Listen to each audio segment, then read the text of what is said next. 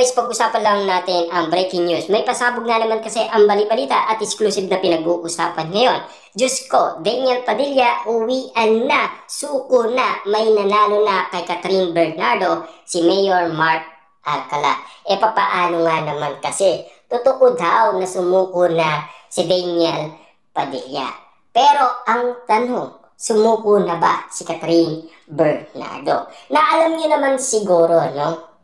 Noong pagkakataon nga naman daw na nagparamdam itong si Catherine Bernardo kay Daniel Padilla na talagang exclusive na talagang nabuksan ang mga mata ng mga Katniel fans sa nakakagulat na ginagawa ni Catherine Bernardo, na talagang nagtaka ang maraming tao kung bakit nga naman ang mga binigay na mga regalo ni Daniel Padilla na nakita umano kay Catherine Bernardo na alam niyo naman siguro last 2023 ay inilagay sa bodega at muli niyang ginamit umano para sabihin kay Daniel Padilla na hanggang ngayon ay nananatili pa rin ang pagmamahal niya sa kanya.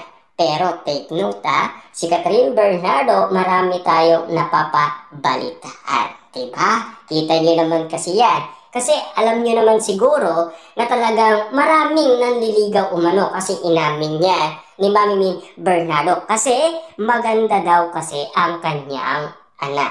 Subalit, may pagkakataon nga naman kasi si Daniel Padilla ay unti-unti nang napapagod at sumusuko at nagmumove on. Kasi hindi niya naman siguro sasabihin sa lahat ng tao na salamat Panginoon, nilalapit ako sa tamang tao talaga.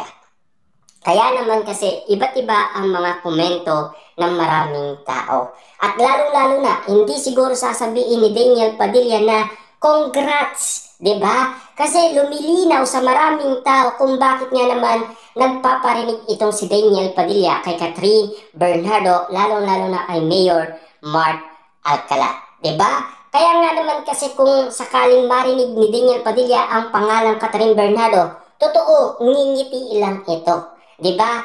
Kita nyo naman, ang dami nga naman kasing kinabaliwan ang nasabing nakita nila na ngumiti daw itong si Daniel Padilla at kinilig. Subalit para kay Daniel Padilla ay hindi na makatotohanan yon. Kasi marami nga naman kasing nagsasabi na baka si Daniel Padilla ay ngingiti na lang kay Catherine Bernardo at Mayor Mark Alcala. Bakit nga ba? Kasi isang red flag daw si Mayor Mark Alcala dahil ganun din daw si Daniel Padilla. Sabi nga na kasi ng iba, kung red flag din pala ang bagsak mo Catherine Bernardo, dapat hindi ka na umalis doon sa nauna. Diba? Na si Daniel Padilla. Kaya nga naman kasi yan ang sinasabi umano ng karamihan. Kaya nagtataka ang karamihan kung bakit nga naman kasi si Daniel Padilla ay nagsasalita na. At lalong-lalo na kung talagang nakamove on na. At sapat na ang mga naririnig natin patungkol umano na galing mismo sa bibig ni Daniel Padilla. Pero may pagkakataon na si Catherine Bernardo ay spotted pa rin na hindi pa rin siya sumusuko. Mamaya-maya pag-uusapan natin yan kung bakit si Catherine Bernardo hanggang ngayon, mahal pa rin niya si Daniel Padilla. Bakit nga naman natin nasabi yan? Mamaya-maya kasi merong exclusive na pinag-uusapan ngayon na pilit talagang binubuksan ni Catherine Bernardo kasi alam niyo naman siguro si Daniel Padilla pa rin ang nirereto sa kanya.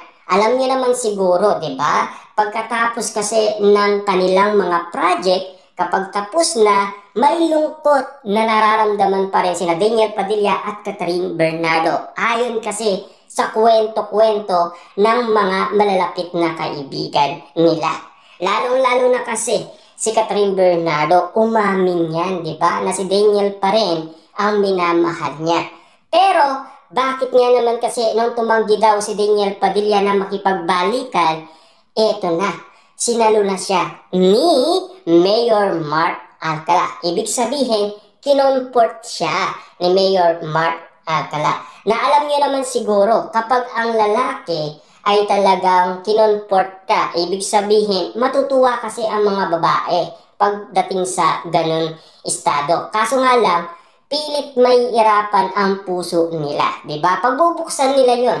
Kasi akala nila yung ginagawa ng lalaki ay talagang okay na okay sa kanila. Kita niyo naman, no, si Daniel Padilla, luminaw sa kanya na talagang ibang klase si Catherine Bernardo. Na talagang sinasabi ng karamihan, hindi daw talaga tamang tao si Catherine Bernardo. Ayon kasi sa lahat ng mga kumakalat ngayon sa social media na pinag-uusapan dahil sa sinabi ni Daniel Padilla na nilalapit ako sa tamang tao talaga. Sino nga ba kasi ang tinutukoy ni Daniel Padilla sa na tamang tao talaga para sa kanya? Kasi alam niyo naman siguro, no? Ang nakatulong kasi kay Daniel Padilla ay si Maris Racal. Kung bakit nga naman kasi sinabi niya na kunin mo. Para nga naman kasi yung mga pinagdadaanan ni Daniel Padilla ay unti-unti niyang malagpasan. Diba? Kita niyo naman, umamin si Daniel Padilla na gulong-gulo ang isip ko nung panahon na ibinibigay sa akin ang nasabing incognito na teleserye na gagawin nila ni Maris Racal at Richard Gutierrez at Ian Barot at lalong-lalo na si Anthony. Siyempre, nung panahon na nahihirapan itong si Daniel Padilla, siyempre alam niyo naman siguro, mabigat ang nararamdaman niya dahil sa iwalayan Katniel. Baka daw hindi niya makaya. Pero bakit si Maris Racal? Diba? Kasi maraming nangyari din na kwento-kwento umano kay Maris Racal at marami ding mga resibo at ebidensya. Lalong-lalo na, bumagsak din ang karir ni Maris Racal. Marami ang nawala sa kanyang mga endorsement.